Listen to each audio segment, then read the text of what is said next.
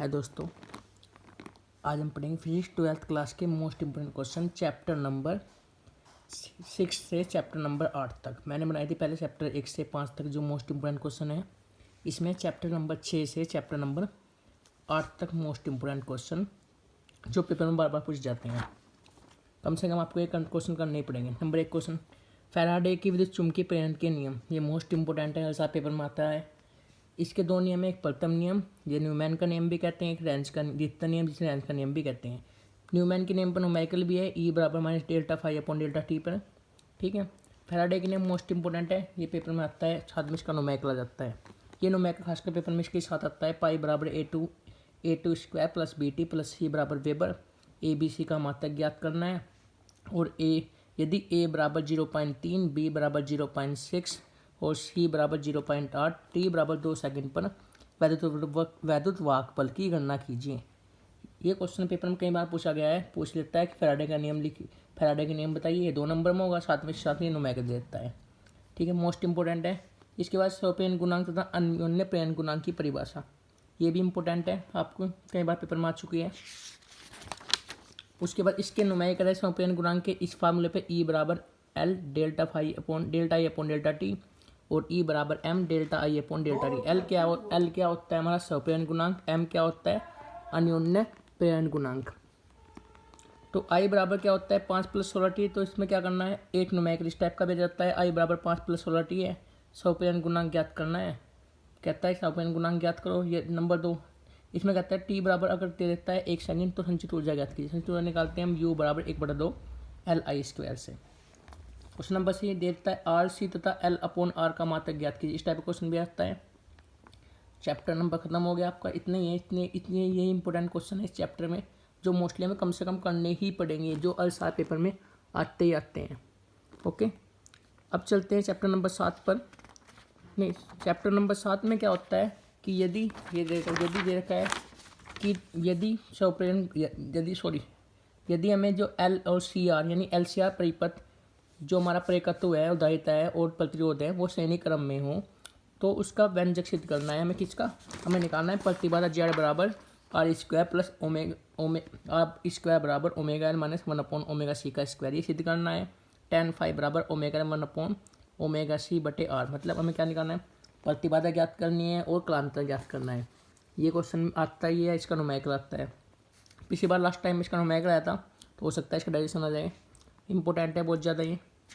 ठीक है, यानी जब एल जो हमारा प्रेरकत्व और उदारिता और प्रतिरोध श्रेणी क्रम में हो तो क्या करना है, उसकी प्रतिबाधा निकालनी है और कालांतर निकालना है। ठीक है, इसका न्यूमेरिकल या इसका डायरेक्शन आता है पेपर में। अब अनुनादी परिपथ क्या है, अनुनाद की स्थिति में हमें आवर्ती का व्यंजक सिद्ध करना होता है, इस पर न्यूमेरिकल आता है।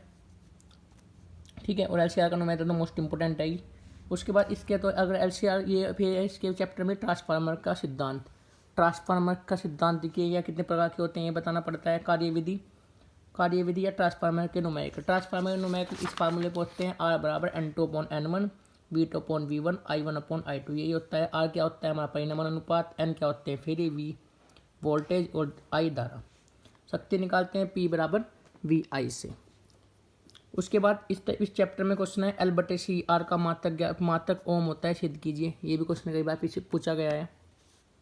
चैप्टर नंबर 8 में तुम्हारा एक फार्मूला होता है E0 बराबर B0 गुना C, यानी कि विद्युत क्षेत्र आयाम और चुंबकीय क्षेत्र आयाम में संबंध। इस पर न्यूमेरिकल आता है या तो 1 नंबर में या 2 नंबर में, लेकिन इस पर भी न्यूमेरिकल कई बार पेपर में आता है। अब इसमें विद्युत चुंबकीय तरंग से आप क्या समझते हैं, इसके गुण बताइए। या विद्युत चुंबकीय तरंग और विद्युत तरंग में क्या संबंध है, ये पूछ लेता है क्वेश्चन। नहीं में क्या होता है, विद्युत चुंबकीय तरंग क्या है, वो विद्युत तरंग क्या है, ये पेपर में आए हुए कई बार। उसके बाद हमें पूछता है कि भाई ई दे दिया, ई बराबर 30 साइन, ये तो हमें समीकरण दे दी, चुंबकीय क्षेत्र की मैंने बी पूछ ली, समीकरण तीव्रता पूछ ली और चुंबकीय क्षेत्र का समीकरण ज्ञात करने को पूछ लिया। उसके बाद इसमें ये हो गया आपका चैप्टर नंबर 8।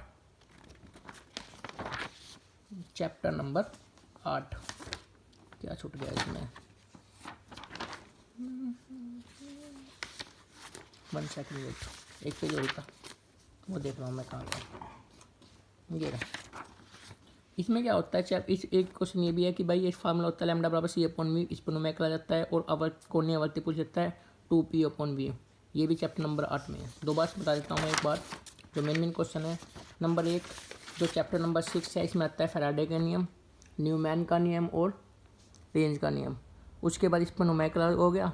उसके बाद स्वप्रेरण गुणांक और निप्रेरण गुणांक की परिभाषा, ठीक है। उसके बाद इस पर इन दोनों पर न्यूमेरिकल हो गया, इस टाइप का न्यूमेरिकल हो गया। आर सी और एल बटे आर का मात्रक ज्ञात करना हो गया। उसके बाद चैप्टर नंबर 6 में तो इतना ही था। चैप्टर नंबर 7 में क्या है, एलसीआर परिपथ का व्यंजक सिद्ध करने का होगा, किसका, प्रतिबाधा का और कालांतर का।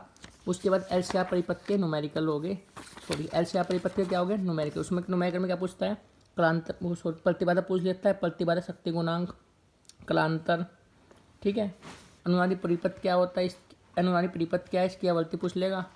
चैप्टर नंबर, उसके बाद इस चैप्टर में क्या है, ट्रांसफार्मर का सिद्धांत, कार्यविधि या दो प्रकार के होते हैं, जो एफचाई उसके बारे में पूछ लेता है। इसका न्यूमेरिकल आता है इन फार्मूलों के बेस पर, ठीक है। उसके बाद एल बटे सी आर का मात्रक ओम होता है, सिद्ध करना है।